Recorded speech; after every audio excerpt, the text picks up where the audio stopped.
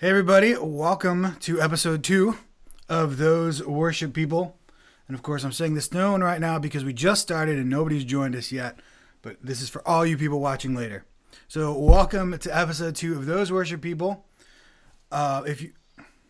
hold on. Oh my gosh, hold on. Just a second, okay. Alright, sorry, I got that under control. I just heard myself in 3 different places. That was weird. Try it again. Welcome to Those Worship People. I hate technology so much, but that's okay because we have somebody who's actually good at it sitting next to me. You probably recognize that face if you've ever Googled anything about worship on YouTube. That's Jake Gosselin. Say hi, Jake. What's up, guys? Hey. So Jake can't see me, so just so you know, he won't know when I'm doing weird stuff. Just so we're aware of that. So, again, thanks everybody for joining us. If you have any comments or questions or anything while we're going through this live stream, leave them on the chat at the side there. We will answer them. We will talk to you. Well, I will because he can't see that. Well, maybe he can. Can you see that? Do you have YouTube open? Yeah, I got YouTube open, so I can see you 30 seconds in the past, so and I can see the chat. There you go. So 30 seconds later, we'll answer your question. All right. So before we start with Jake, I just gotta promo myself just a little bit because this just came out. Where's my camera? This is my CD that just came out, Modern Hymnal Volume 1, and I'm mentioning it because today's the last day for the cheap price for release week. So it's $2 off right now. Will be $9 and $10 for the CD. Right now it's $7 and $8. And also you get a bonus acoustic album with it. And this thing here is called a CD. It's like a record, but smaller and powered by lasers. If you don't know what that is, I also have these available. So just go to my website, reawakenhymns.com. Check that out.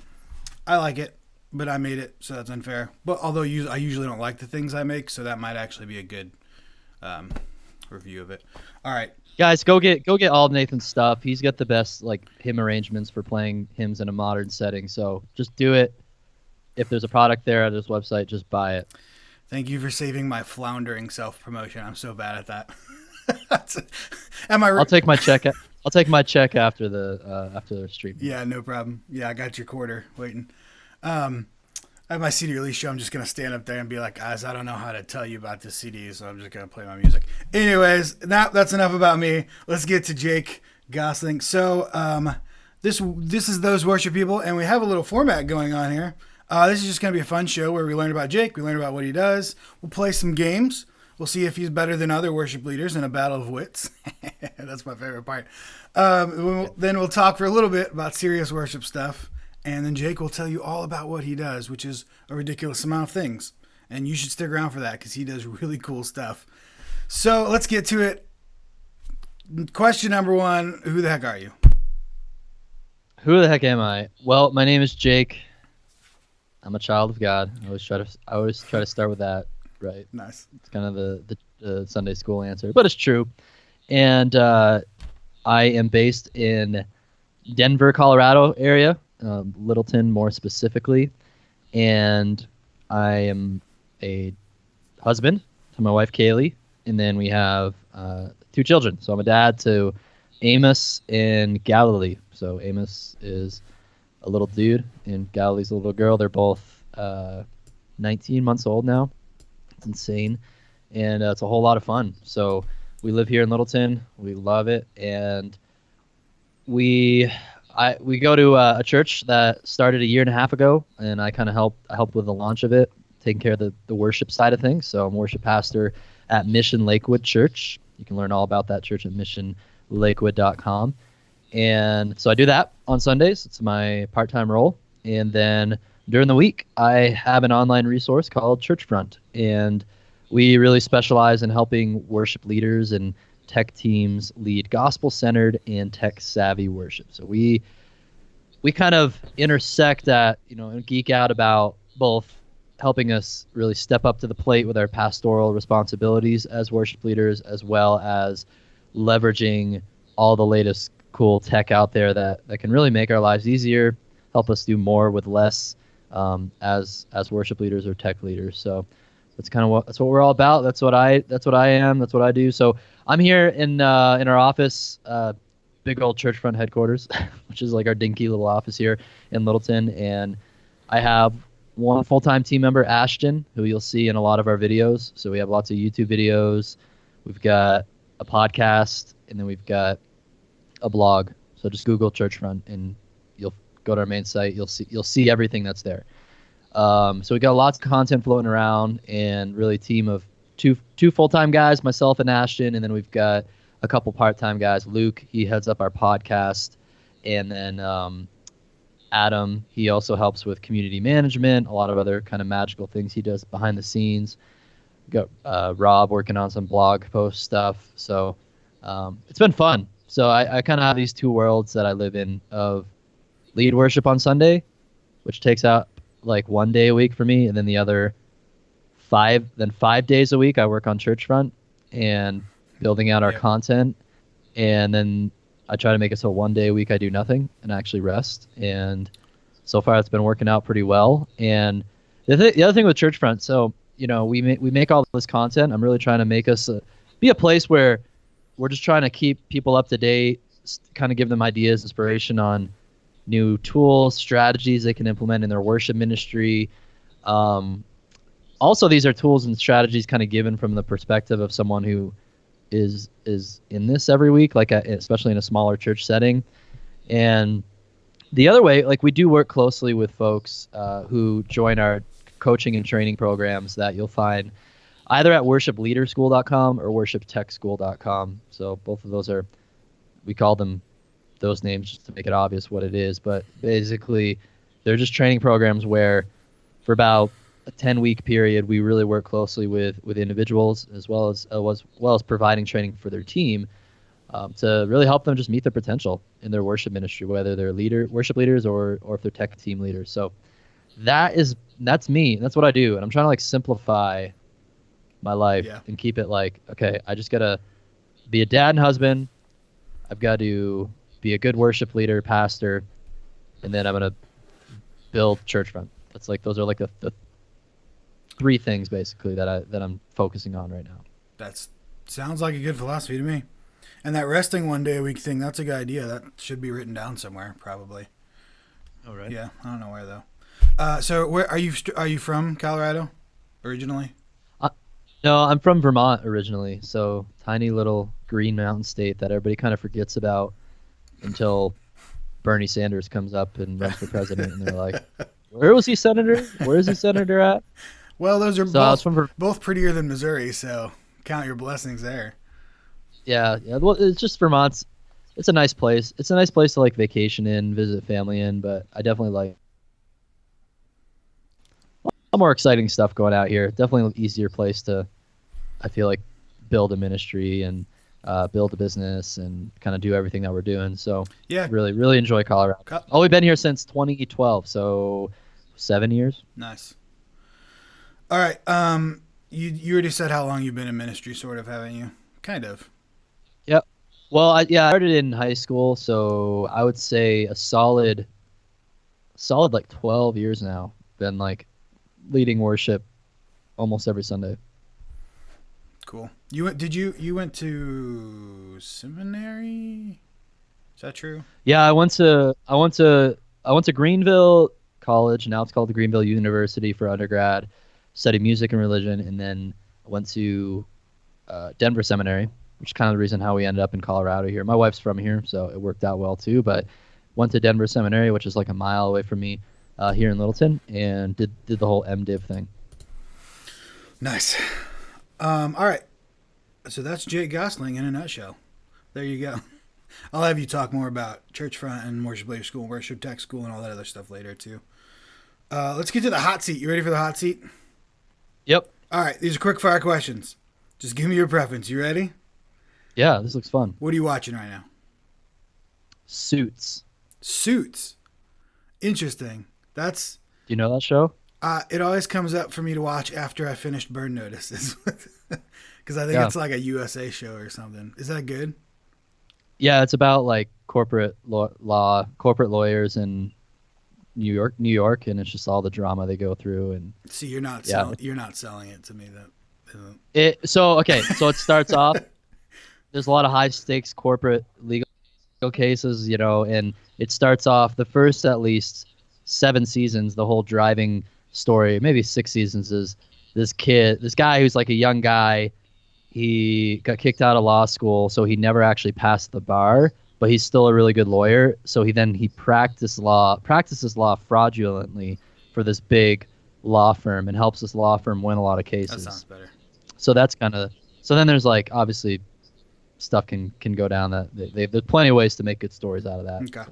So. Today's live stream is sponsored by the USA Network. Thank you. So what are you reading right now? I just started reading a book this morning called Startup Stories. It's about it goes through companies like PayPal, Apple. This author sat down with these founders of companies and they just interviewed them, and then they put it in a book. So it's really fascinating learning about these. That's my favorite thing right now because I'm trying to build a business myself. I love reading business biographies, basically. Do you read a lot of the entrepreneurial books too? Yeah, I've gone through a lot of those, probably, the E-Myth or the 4-Hour Work Week or, Rich Dad, Poor Dad, or I think there's some books that it's like you'd consider like the entrepreneur's Bible, and that kind of like really shifts your mindset about life and business. And that stuff was honestly, if it wasn't for that stuff, Churchfront wouldn't exist. And like where we're at today, like where I'm at personally, and the way I'm able to help people out, like it just wouldn't happen if I hadn't read those books. But it's funny because a lot of those books are kind of like taboo almost to the church ministry world. Yeah. When even a lot of the stuff you can learn in those books can actually be applied to how you run a church or ministry and kind of help you grow it and make it flourish. It's not really just about business. It's like how to just make things happen and reach your potential in life in general. I've been wanting to read some of those books, but the ones I've tried, they all feel so manipulative, Like, I don't know how to find ones that aren't like, well, I was reading one and it was like when you walk into a meeting, make sure you're the biggest guy and take over the conversation. I'm like, I don't think Jesus said that at all. Like, yeah. What? No, you have to discern still when you're reading what's the truth in this and then what's the kind of worldly BS in it. And you just have to kind of filter it through that. So, yeah. I get what you mean. All right, I need you to give me like a list of books that helped you because I need some of those. Totally. As you saw at the beginning, my floundering. I'm really not good at that kind of stuff. So, all right. What are you listening to right now?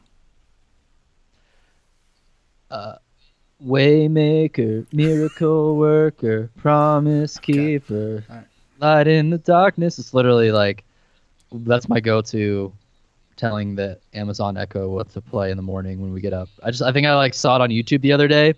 I like anything that Leland puts out there just because I feel like he could sing like Britney Spears songs and I would actually enjoy listening to it because he's just has such a good voice and then his songwriting. I don't know if he actually wrote that or not, or if he picked it up from someone else, but it's a really good song. So that's what we're listening to. Isn't he in Bethel now?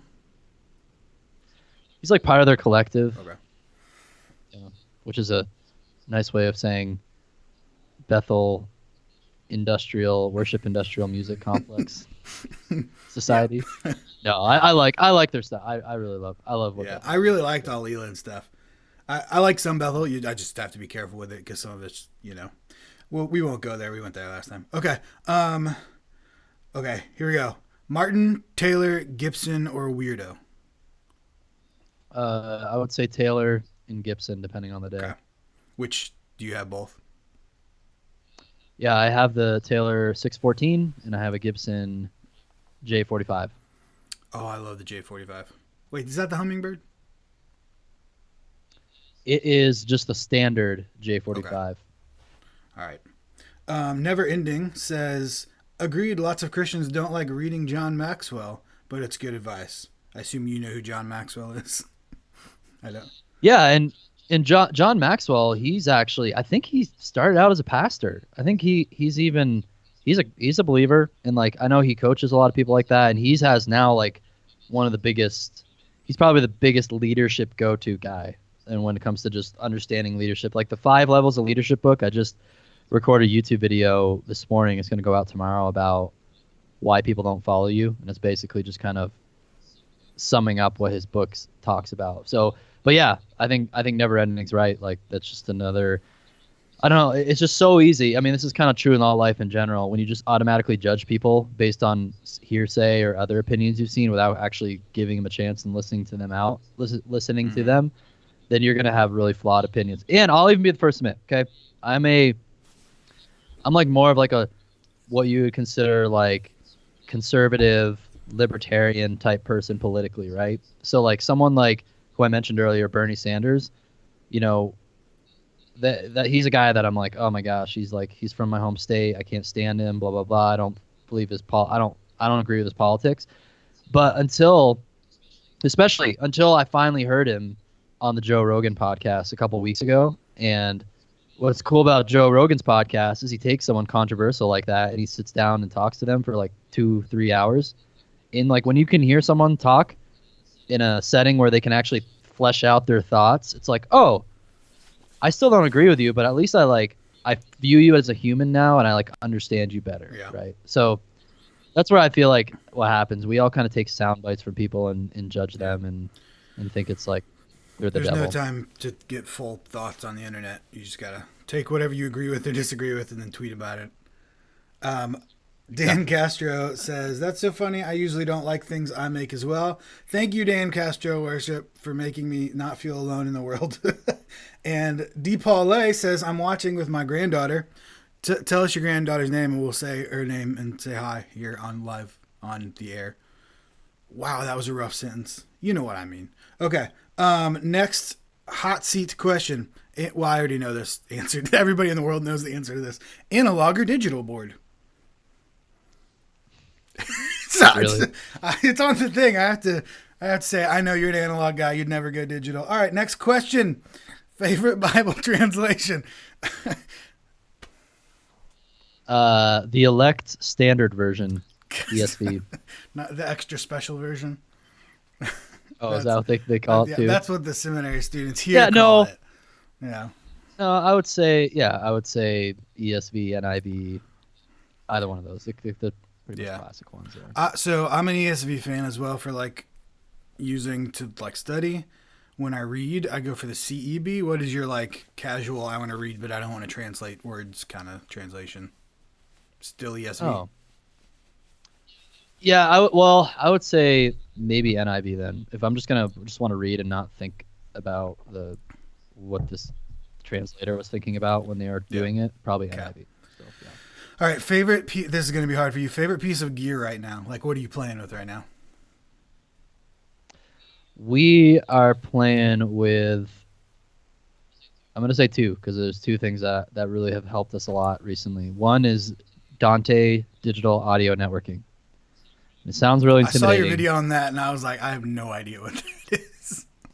It sounds intimidating, but it's not. It just makes your life a lot easier, routing audio to and from computers if you're running tracks, to your mixer board, to another computer to record or doing whatever, right? It's just like, it makes it so, it's like bringing transporting audio from one place to another into like the 21st century. So for bands. So that's been really cool. And also it's really affordable price point. You're looking at $600 to have this infrastructure that's going to be complete game changer for you. So then that's cool. And then kind of piggybacking off of that, this is a more controversial one, but I just made a video about the auto-tune setup that we're using. I did see that too. Yeah, so we're using Waves RealTune. It's like a $70 plugin, runs on Ableton on a laptop externally to our board, using Dante to route audio, to and from the laptop, and we can tune our vocals in real time. Brings our vocals from like 98% in tune to like 99.9 to 100% in tune. So it's really cool. Yeah, there's a lot of what's the word I'm looking for? Taboo with auto tune, especially live. I don't think a lot of people know that every CD they've ever listened to for the past 20 years has been auto tuned. Even the greatest singer in the world, they have auto tune on their voice, just because you can see everything on the record will stand out. So, yeah, that's I also endorse that video, auto tune live. You don't have to do it, obviously, but don't dog people who do, because it's not like cheating. like I have a bunch of people who can't sing, and this is gonna make him sound like Adele or something. It's like I have a lot of people who can really sing, and the live stream is gonna make him sound terrible. So I'm gonna put auto-tune on it. Like, yeah. All right. So Well, one yeah. more note. It's just funny because a guy, a really helpful YouTube commenter a couple of hours ago commented on that video, and his name is Nicholas, and he said, "Hey, this is the definitive opinion on autotune. Cheating in worship is cheating God." This is very thoughtful, theologically backed up comment right there. So I just really love YouTube and how it really brings out the best in critical thought. It does. It really, really does. Oh man, YouTube comments. Never Ending says auto-tune hurts my soul. Thank you, Never Ending. He said LOL though, so we're good. Yeah. Dan Castro, TML 103 and Shure SM7B. I'm assuming that's the gear he's playing. Are you using a 7B right now? Yes, Yeah, I am. There you go. I love those things. Love it. All right, next hot seat question. Favorite hymn right now? Oh man, right now, dude, hymns aren't like new songs. So okay, first one that came to mind was praise to the Lord the Almighty. That one. Nice. Okay. Are you okay? Never mind. Yeah, cool. I was gonna ask. I don't know. I just that's just the first song that comes to my head when I think of hymns that I like. Do you play that in your church, or you just like that? We haven't played it. There is an arrangement I did play in church a lot before. It was like the Citizens arrangement of it. It was pretty good. Citizens. All right, last top seat question. What's your favorite modern worship song right now? You kind of already answered that, didn't you, Waymaker?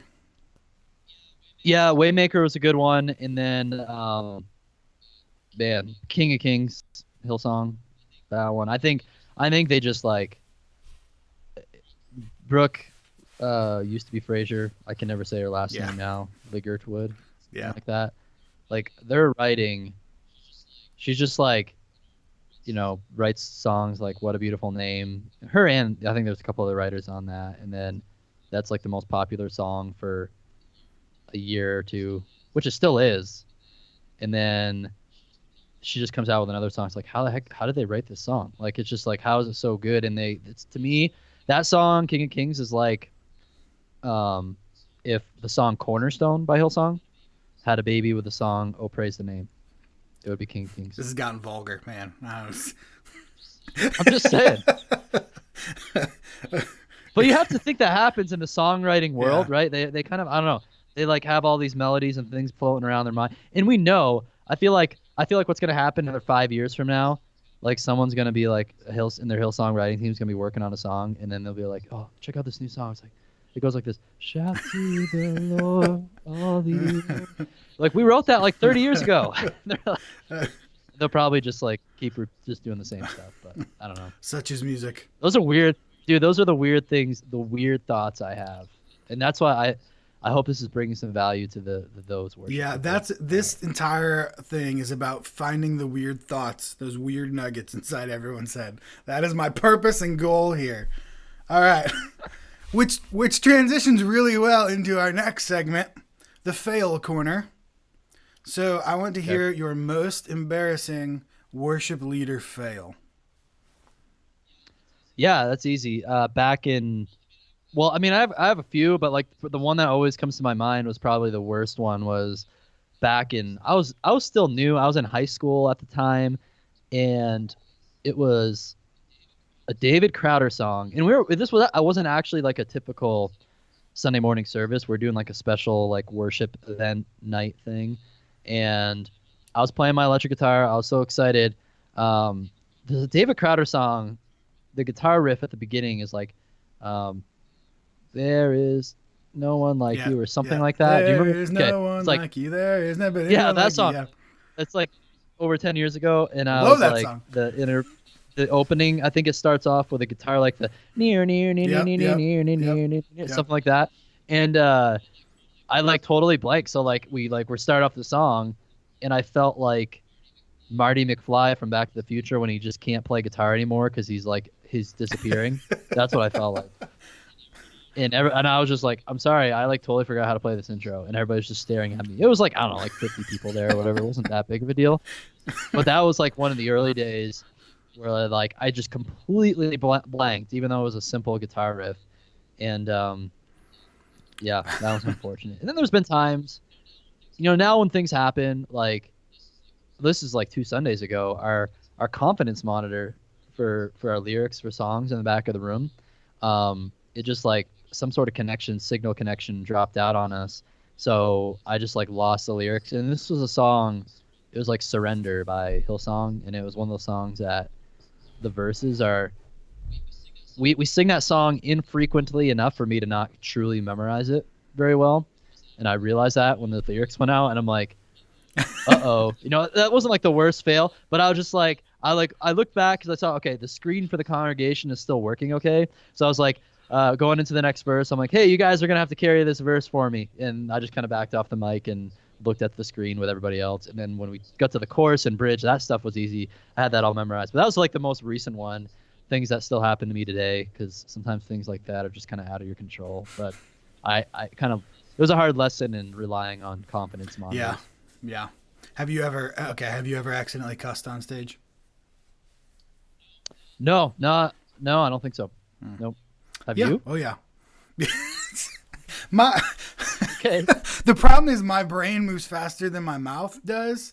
So like I'll be saying something and like then I'll think, oh crap in my head and I won't be able to stop it. Like so that happens sometimes. That would be the least offensive of the words I've said on stage. But it just usually the good thing is I mumble so much that people don't know anyway. So that's good. All right. There you go. So just to you guys at home, his video might not be syncing properly. We had some internet issues, but you can still hear him just fine. So just hold your hand over his face if it's tripping you out, because that's cool. All right. I don't really do that. That's mean. All right. The next part. This is the best part. This is the feats of obscure knowledge. This is where I pit you in a battle to the death against other worship leaders. Are you ready? Okay. All right. Let me bring up the scoreboard of greatness here. There's the scoreboard of greatness. All right. So the first one is trivia, and you get to choose the category. Your categories are, mind you, this is a board game from 20 years ago, too. Keep that in mind. Nature, sports, science, media, don't pick that one. Fame, don't pick that one either. Our world.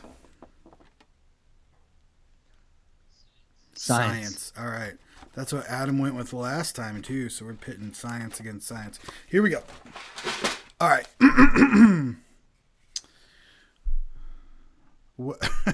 In 1937, 35 people died when the Hindenburg caught fire. This got sad. Was the Hindenburg a glider, a helicopter, or a Zeppelin? Zeppelin. That is correct. That is 1 point. All right. That was the ages 10 to 15 question, so good job with that. Here's the ages 16 and up. How many bones are in a normal human skeleton? 206, 510, or 1,299? 206. Yes! All right, 2 more questions. 2 out of 2. What is the common metal shared by brass and bronze? Oh.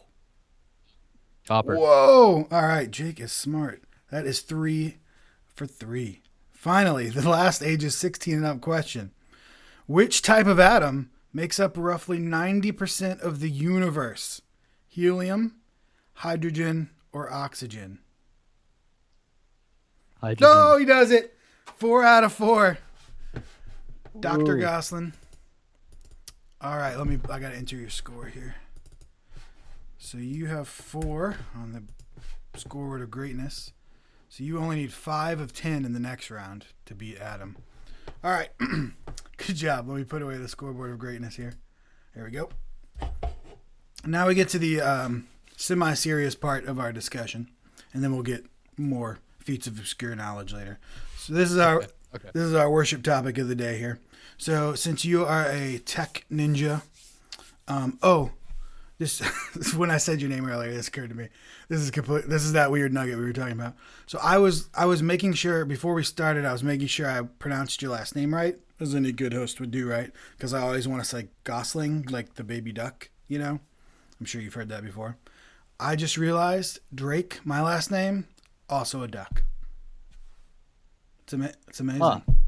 All right, That's now weird. to the serious part. Worship topic of the day. I thought you'd never hear. You didn't. Now I'm trying to think of other worship friends who have waterfowl babies as their last name. Spencer will be on next time. Spencer Cormier. That's not a duck. No. Okay, yeah. This- Dave Dalton. oh, that's a dolphin. Dolphins. Dave Dolphin. It's water. Well- Okay. Anyways. Brian Wall. That's a wall. That's not an animal. All right. So this will be our new segment. Which worship leaders have animal names? Okay. Compose. Now to our worship topic of the day. Okay, since you're a tech ninja, what we're going to talk about here is tech and how to, as you say, leverage it in your church to get it right. Like when it comes to money, when it comes to distractions or whatever, like how do you balance it? How do you make sure it's just enough to be really helpful, but not too much to be a distraction, or how much do you spend on it? And I like talking about this with you on this channel because not to insult my viewers in any way, but I would guess that my viewers are less tech savvy than your viewers in general, because people find you by searching, how do I use Ableton or Dante, and people find me by like, how do I not play How Great Thou Art on the organ? So I would just guess that that's the case. So I would like to hear, in that context, like, let's start with the money issue. So you're getting new tech in your church, which we all do. And there's some people in your church that like, we don't need to spend any money on tech. Why are we doing this? Let's, clothe baby ducks. There's the ducks again. And then other people are like, no, I want the best sound system. We got to get fog machine. We got to get lights. We got to get Dante. How do you bridge that gap? Yeah. So I would start with bigger picture questions about what is the culture of your church. Maybe that's the first question to talk about and get kind of really just get honest about it, and maybe have these conversations with your senior leadership at your church, like your pastor, elders, people like that, just so maybe you guys have to define clearly what's the culture of our church, certain beliefs, convictions we have about things, and then what's our philosophy of worship, because that ultimately all those things are foundational, inform any practical, tactical things that you're going to do, which often come up with these questions about buying gear. So first, gain clarity around those things, because if you're at a church that is First Episcopal Church of Williamsburg, it's been around since 1600 years, and it does a full-on Anglican liturgy with like an organ and acoustic singing and stuff like that, I don't know if I'd ever really worried that much about technology, because I feel like they're pretty clear on like what their culture, vision, mission is, and they don't really need to implement these things. So, or you could be at a new church plant that's kind of like on the opposite side of the spectrum. That's like, we want to reach the lost, and we will use any means possible to do that. Anything short of sin. That's what like Life Church says, right? So to reach more people, and that often involves leveraging technology, whether that's in worship, whether that's outside of worship with like social media, content creation, stuff like that. So I think you have to really get a clear picture as a worship leader, tech team leader. Where is your church on that spectrum? Is your church trying to move one direction or another on that spectrum? And have these conversations with your senior leadership and pastor, because you also have to be discerning at the end of the day. If you're a worship leader who wants to be on one side of the spectrum, but your church is on the other side, and they're never going to move or budge, then maybe you should find a different church and serve at a different church, because I don't think that's ever going to last very long. You're just going to get really frustrated. The church is not going to they're going to get frustrated. Things aren't going to change. It's not going to be good. So I just really like to address these bigger picture fit and culture questions first before we dive into any of the tech stuff. So then, once you kind of get that clarity on that, where you're at, where your church is at, let's say you are at a place where you kind of do value technology, you want to leverage it to help you save time, accomplish more with less, things like that, right? So if that's something you want to move forward with, then I want you to, I would encourage worship leaders to clearly define the goals that they're going for, and not necessarily the vehicles that they think they need, but just the goals. So, for example, the goal I would want as a worship leader, and I've always wanted, is I want my band to sound as amazing as it possibly can, given our current volunteers and number of volunteers and their experience level. I want to just maximize the potential of musical excellence. So we play on time, we sound full, we're not making mistakes and things like that, right? So that's a pretty big kind of macro goal for the band. And then another goal I've always had is I want to eliminate the weird, awkward interruptions and distractions throughout worship service, whether that's lyric slides being missed, throws the congregation off, distracts them, a lighting cue not coming up when it's supposed to, or the wrong cue coming up, having awkward dead space in between songs. A lot of those common frustrations that folks are probably dealing with. I've dealt with these, and I was like, I want to just get rid of those because I just don't think they need to be there, and I think we can use technology to help us get there. So anyways, but that's the goal, right? And that's how I kind of sum up a lot of what I help worship leaders with, at least with technology, is how do we make the band sound better, and how do we eliminate distracting mistakes? Because there are some things that can be done without technology to help you get there, but they only kind of get you so far. So that's when once you have those clear goals in your standards of where you want to get to with musical excellence, technical production elements, audio, visual, capturing, broadcast, all that stuff, then you have to reverse engineer, okay, how do we get to those goals? And we have to discern what are the tools which are going to be the vehicle to get us from point A to point B. Because we have kind of, we're here, we have a destination, but to get there, are we going to get there in a car? Are we going to get there in a plane or whatever? You have to figure out the right vehicle to get there. And there are some different vehicles that you can choose depending on what fits your church and your culture. But really making sure you take time to get the goal set, then you get the vehicle so you actually know where you're going and why you're doing this. Because you can come to my YouTube channel and I can be like, Ableton Live's the best thing in the world. You should use it. But if you kind of miss the part where I say, if you want your band to sound better, fuller, eliminate mistakes, all that, then you're going to start diving into Ableton and be like, what the heck is this for? Because it's kind of overwhelming when you dive into it without the end in mind.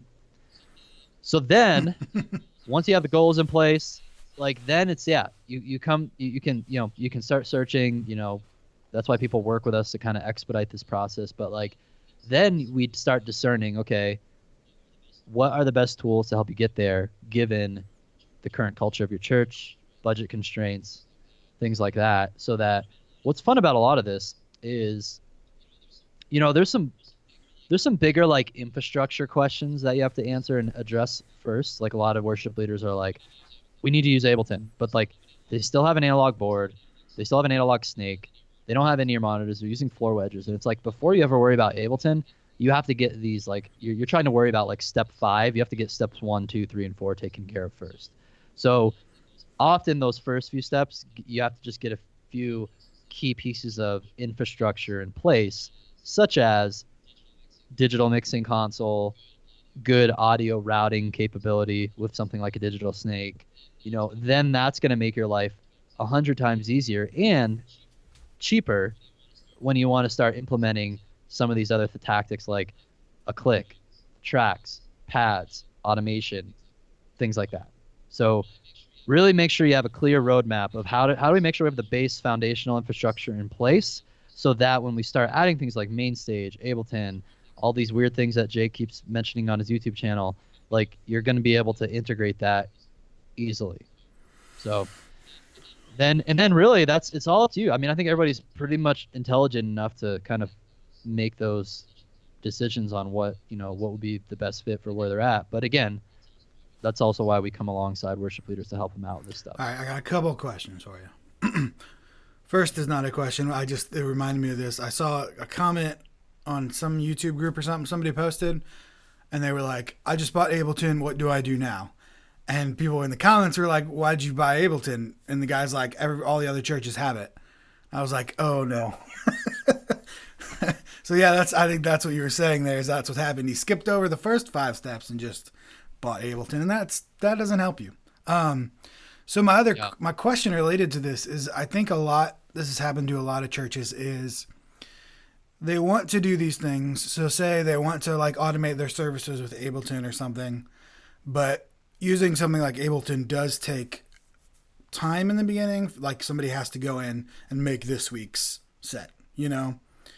And so what if a church says yes, everybody is going to do that, and then they get to it and nobody actually does it. Like nobody's got the time to do it. I guess my question there is like, how do you discern what is technology you want? Like in that case, we want Ableton, but once you get it, nobody's actually going to do it and it's going to make things worse, versus what's the stuff we actually have the capacity to use. Does that make sense? Yeah. That's a great question. I think that if a worship leader wants to fully use Ableton Live and even do some advanced stuff like automation and things like that, realistically, you should budget at least, because if you're going to be the person doing it, or maybe you're going to also get someone else trained at your church to do it, be budgeting at least another, maybe when you're new at it, 4 hours a week to like learn the software, start building your first sets. But then when you have the good workflow in place, we spend less than 2 hours a week in our workflow building out Ableton sets and all that. And for us, that time Did you say investment is totally 2 worth hours? it because of less than That's 2 hours impressive. every week to do it. Yeah, it's not very long at all. You just gotta work smart, have the right workflow in place, and over time you just become faster and faster at it, just like any other skill, right? Probably the first time someone made a chord chart for the band took them forever. Now it takes like 2 seconds to do it. So, those are considerations, because I just don't think, and I try to be clear with my content about this, but people have to understand, to use Ableton, especially to the level that I'm using it at my small church plant, and like we're doing a lot of advanced stuff with it. Like I've been using it for like 3 years, so they're seeing the end product of lots of reps of myself and my team implementing this software, and they're like that's the end result of a few years of doing this. So they're not instantly gonna be super fast pros at it, but again, I've had students who go knowing nothing about this software, to like building all their sets really quickly. They probably put in a day or two of focused work that first week, and then each week after, maybe it was like 4 hours, and the weeks after that, then they get down to like just a couple hours a week. So they have to be realistic. If in this, I don't like working and training people who like just don't want to put time and work into it too. So if you're like, if the thought of putting an extra 2 hours a week in your worship prep is too overwhelming and you don't want to do it, then don't do it. It's not going to end well. I like that. All right. One more question for you here. So you mentioned distractions. That's why I'm bringing this up. And then somebody in the comments who said that Never Ending said eliminating distractions is probably my biggest focus in preparation. You also mentioned you wanted to eliminate distractions. I got an interesting question on Patreon when I asked what to ask you or other people about what is a distraction, basically. So I'm going to sum this up because it's long, but he said basically he wanted to end a song in a chord that wasn't the tonic, and, so it doesn't resolve. And he said that to the band, and the band said, no, we can't do that because it'll be a distraction, and it's, not how the song goes and such. So his question was, let's see, where is it?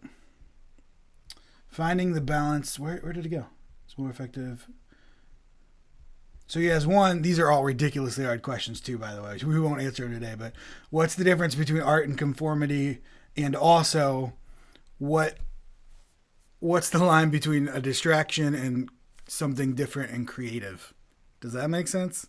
I know these are very large philosophical questions. I just want to hear your thoughts on this kind of stuff. No, I think that makes a lot of sense. I think that distractions in my case are like I mentioned before, like someone, a lyric slide being late or completely missed. And then, it's just like it throws the congregation off. So stuff that the congregation knows, obviously something went wrong here. So that's what I'm really trying to eliminate. But then, you could try to take creative risks sometimes and end the song differently on the 4 chord or whatever, and then do something else. And yeah, I think you can do that in a way that's different, but then the congregation doesn't know that it's a mistake. It's just different, and they're like, oh, this is cool. So that's all. Yeah, that's how I'd answer that. So you don't think that would be a distraction? You would say try it out, see what happens. Oh yeah, for sure. Try it out, and then probably if your team member says it sounds horrible, then yeah, they're probably right, and try to figure out something different.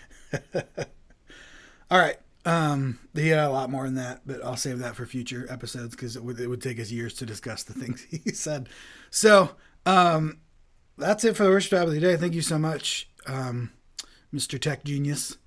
And again, he'll talk about his stuff more, but if you want to learn pretty much anything about how to make your church, and not like mega churches, but like normal size everyday churches, how to make them super tech savvy, go check out Churchfront. I'll have him talk more later. Right now, let's get to the Feats of Obscure Knowledge, Part 2. You ready? Let me bring the board of greatness back up here. All right. So next, we're going to play a game, which I will not say the name of because it could be copyrighted, but it's blank word, where I'll give you a word and then you try to guess the answer, and they all have the same word in it. You probably know what I'm talking about. All right. So your word is like. That's your blank word today. Like, L-I-K-E. I'm going to give you 10 clues. You're going to tell me what the answer is, and the answer will have the word like in it. Are you ready? Okay. So I can say the word. I'll give you an example from another card. So like this special word here is of. So I would say a John Steinbeck classic, and you would say of mice and men. Or I would say not inside the perimeter of a tennis court, and you would say out of bounds. So all of your answers will have the word like in them. Okay. Got it? All right. Yep. Feats of Obscure Knowledge number 2. Here we go. Normally you put 60 seconds on the clock, but I'm not going to do that. I'll just buzz you if you're going to take it too long or something. Here we go. Your word is like, nutty, akin to a little red furry animal. You should see the faces I'm making. Wait, hold on. I did the wrong side of the card for you. Don't worry about it. That was the hard side of the card. Place. Your word is place. I looked at the rest of those and they were really hard. Place. P-L-A-C-E. Place.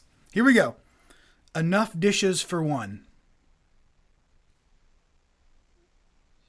Placemat. Ooh, come back to it. When you don't really belong. Out yes. Of place. It's bad. Okay. It's bad to be there at the wrong time.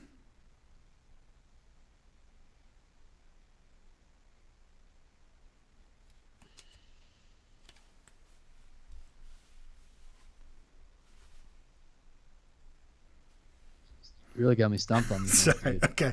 Now we'll come back to the ones we missed. Oh, I like the science questions better.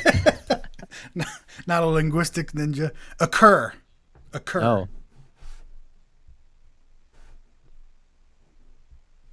These are a bit tricky. I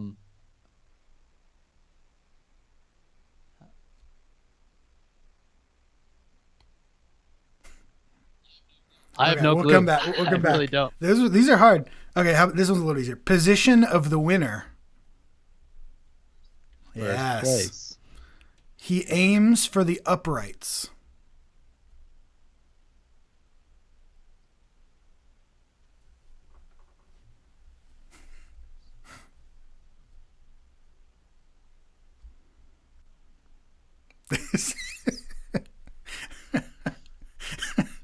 Place of honor. The next one. Details that come together.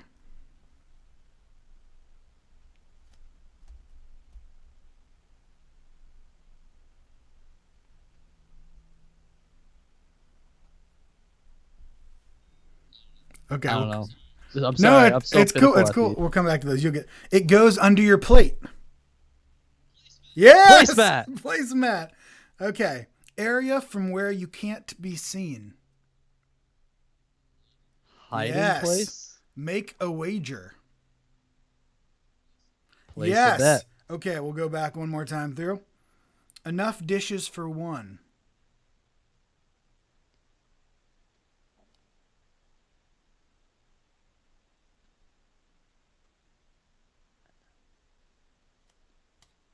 Enough dishes for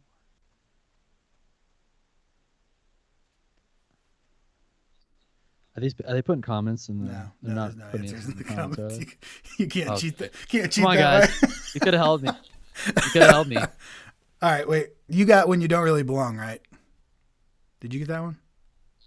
Yeah, Out of place, you I did. thought, or Okay. Yeah. It's bad to be there at the wrong time.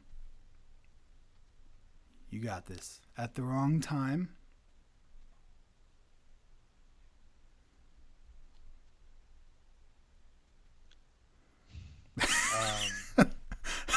Okay, I might just put you out of your misery here. yeah. Okay. Just go ahead. I Okay. stumped. All right. Here we go. So I'll tell you what. So enough dishes for one was place setting. Oh. It's bad okay. to be there at the wrong time, in the wrong place. The wrong place at the wrong time. Okay. Occur. Okay. Occur. That That easy. one was hard. That's take place. Occur takes place. Oh, yeah. I Yeah. should have thought of that. It's tricky Yeah, when it's yeah, one okay. word though. He aims for the uprights. That's place kicker. That's not a term they use much Yeah, I wanna anymore. I don't think. I wouldn't have guessed Details that. that come together fall into place. Mm, And the rest you got. So you got 1, 2, 3, 4, 5, which means you still managed to tie Adam Brown. There we go. Your first round saved you. So it is 9-9 on the board of greatness. All right. okay. Whew. We're going to have a tiebreaker next time, I guess. Good work with the first game, not so much with the last game. All right.